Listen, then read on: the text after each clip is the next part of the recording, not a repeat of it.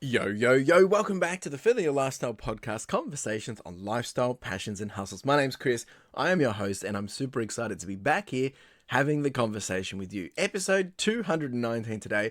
We've got a bit of a hot topic today, and a bit of play on words.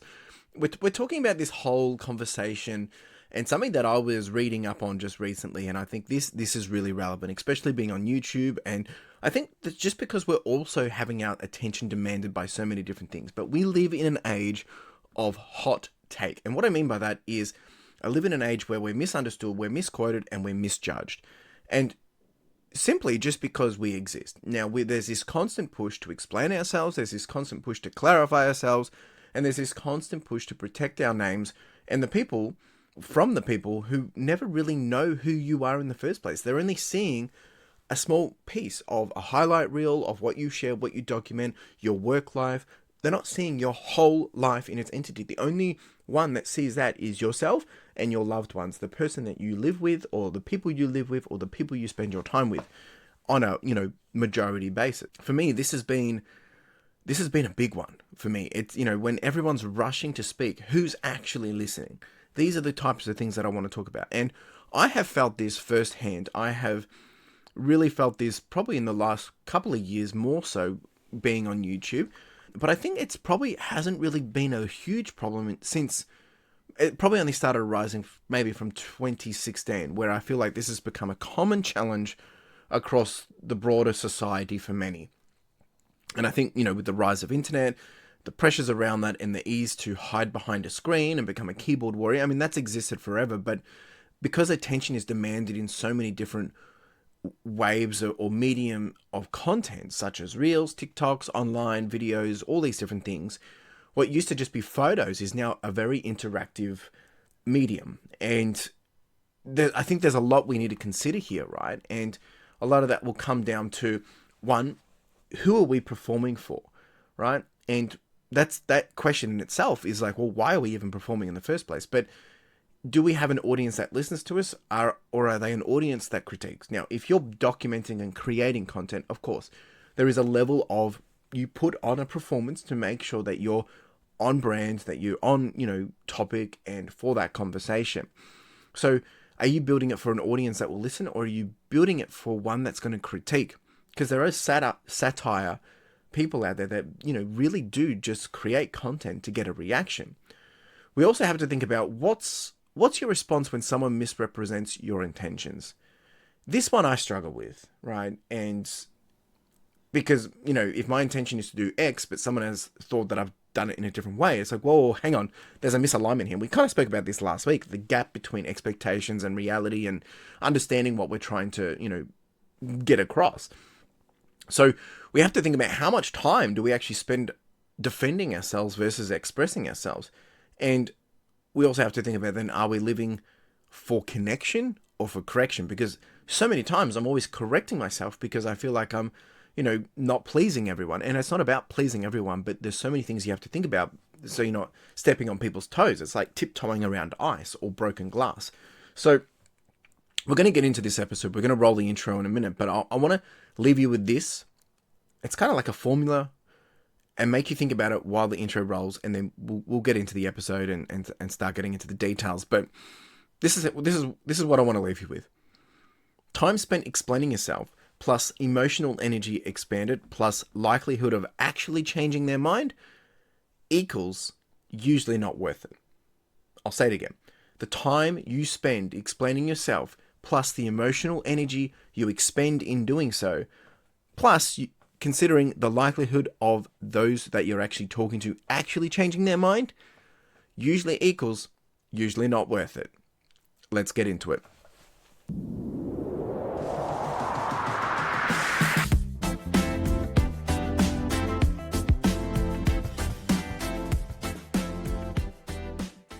Again, I'm going to keep this episode kind of short, just going through a whole bunch of different dot points. And this is for me to kind of like work through as well. We're having the conversation together. So if you want to jump into the comments, you're more than welcome to. First thing I want to talk about is hot takes over depth. We live in a world where speed wins over depth. We are watching videos which literally last a second and they're on repeat, and people are getting millions of hours of views on literally seconds of content, because because attention is so demanded. People want our attention. Now, as we start to expand beyond the 1 second videos, they become just for a quick little fix to give you that adrenaline rush, make you feel like you're spinning, just doing slot machines or whatever. And there's this lack of depth. But once we start bringing in depth, people don't really take the time to understand. They don't watch it all. They don't take it all in. They don't think about it. And they kind of just, randomly reply. And I know because I've done this myself. And they just respond. And then when they respond, you tend to then realize, hang on, this person has not actually read or watched or consumed this whole thing. Right? So that gets frustrating. But then we have to take into consideration that, you're being judged not for who you are, but for the slice someone chose to see. So if you put out a video, or if you, write a document or something, or write a book, whatever, and they only consume 30% of it, they're going to make their assumptions, their judgments, all these different things based on what they've consumed. But there's this whole other 70% that they do not know because they have not consumed. Now, we can't expect everyone to go around and consume everything, but because the world is demanding our attention on such a little basis in terms of, short form content, the idea of having to consume something longer becomes this burden, this hard work. Therefore, it's easy to just kind of like, based on this is what I assume, so I'm going to leave a response like this. And that is frustrating. How do we deal with that? I don't know, right? But it's something that I wanted to bring to our attention. The other thing that I want to talk about is the illusion of being known. People, and this is all generalized, right? Don't take it personal, but I feel like people assume they know you based on a post, a sentence, or a tone. Now, obviously, what we put on the internet, what we share, whether it's this podcast, whether it's content, whatever it be, right? Photos that we share of our family, we have chosen what we want to share. It is a component of our persona, of our brand, of our individual personality. So based on this, people make this assumption of what they think they know about you based on those small little bits and bobs of your life. And they put together this piece or this puzzle, which they think is this masterpiece of who they think you are, when really it's probably 40% of who you are. And I was having a conversation with someone, people would love for me to share more of what I do outside of my work and what I do outside of, what I already share. And I'm like, well, I don't know if I want to share that, because that's my personal life. That's between me and the ones I want to share that with. That's precious to me. I don't need the world to see all of that. And why should the world see all of that? Don't you want to have your own peace and privacy as well? So I think, we that in itself tells me that there's this, people want more from other people. They want to see what other people are doing. Is that because our own lives aren't as interesting, or because you lack your own depth in your own world? I'm not sure, right? But there is this illusion of being known. Do you know yourself? But to know yourself, it seems like we chase to see what others are doing to then validate what we are doing. It gets quite confusing. So there's this whole idea of, but their version of you is often a projection of their own mood, their own insecurities, or their own experience. And that's where it gets really complex and sometimes can get pretty stuffed up. Because being misunderstood isn't your fault, right? It's a byproduct of this speed culture. Now, if people, I say to people, if building my business, if someone went and watched all of my content, they could probably do what I've done in less than half the time. Because you don't have to go through you don't have to go through the mistakes. But the problem is, no one's going to do that, because no one has the effort and time and the diligence to go do that, like go consume it all. Which is sad, because I put out the content to hopefully help other people, but we pick and choose what we want because, our time is limited, or our time is demanded by so many other things wanting our attention. So it's definitely something we need to take into account. The other thing I want to talk about is choosing peace over performance. We shouldn't have to explain everything, but I feel like because we're not interacting literally in presence, and it's being done via, vocal text or, keyboard, it lacks some sense of understanding, and you can't read each other's eyes. You can't see the, behavior, how we're interacting. And that in itself makes it hard to sometimes really get the full context of the conversation. Now, sometimes I think maybe just not replying is going to be the powerful response. Silence is a powerful response. I don't like leaving it silent. But maybe, what if the need to defend yourself is holding you back from actually doing the work? The amount of time, as I said, the amount of time you put into explaining yourself, defending yourself, the energy expanded, you probably could have put that energy somewhere else. And this is a conversation to myself. Like, I've got to really take some time and think about this. But that's why I'm sharing it with you, because I think we can all learn from this, right? And we have to reclaim our narrative. You get to define who you are and who you want to be, not your comment section, not the commentary that you see from the internet based on your different social media forms. I can understand why a lot of people get off socials, because it just ruins your headspace. But we do need to be intentional with what we share.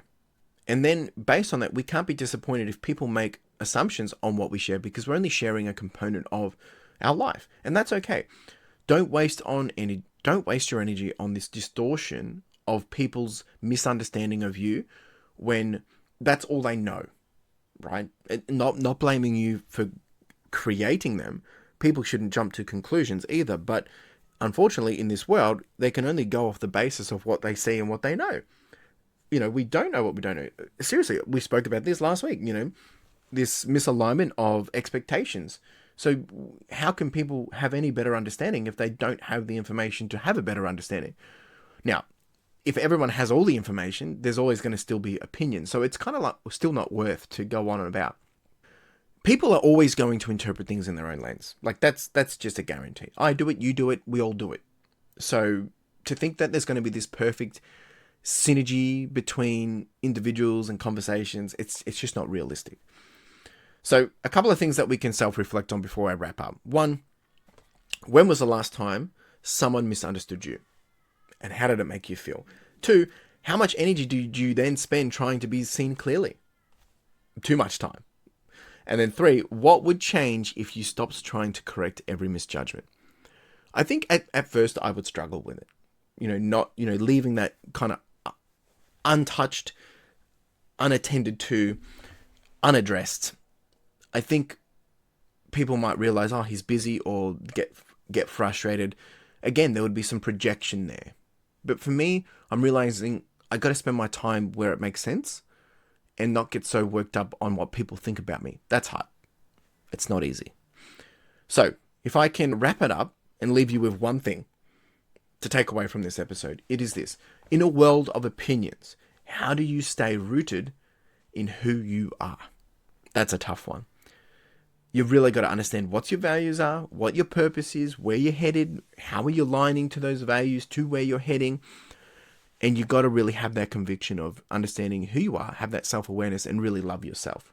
But that's a question for you to answer, not for me. If you do want to answer it and leave it in the comments below, more than welcome to. If you enjoyed this episode, please like, subscribe. It helps grow the channel, helps get the channel out to other people, the conversation, the podcast. But if you listen to this and you think it will resonate with someone else, please go ahead and share the episode with that individual. Tell them why they should have a listen. And yeah, keep them honest, right? If you're here for the first time listening to this episode, like the whole Further Your Lifestyle podcast, and I would love to know that. Please jump down to the comments onto the YouTube version of this. You can leave a comment and let me know. I would love to know what is the breakdown in terms of how many people are new here versus how many of you are returning listeners. Now I can see some level of that data, but I'm always curious, and I would love to see the comment section be filled with new names, new faces, and we can continue the conversation. Appreciate you being here. We'll be back here again next week, doing it all again. And until then, you have a wonderful day. Cheers.